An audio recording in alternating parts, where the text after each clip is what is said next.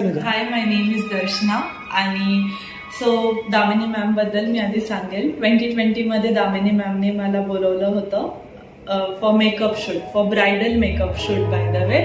आणि त्यावेळेस मी माझं मेकअपचं करिअर मॉडेलिंगचं करिअर स्टार्ट नव्हतं केलं. मी एक मॉडेल आहे आणि त्यांच्यामुळे ज्यावेळेस मी पाहिलं माझ्यावरती मेकअप वगैरे त्यांनी केला आणि मी मेकअप मॉडेलिंग वगैरे केली स्टार्ट, त्यावेळेस एक कॉन्फिडन्स मला आला आणि त्यांनी मला अजून जास्त कॉन्फिडन्स दिला.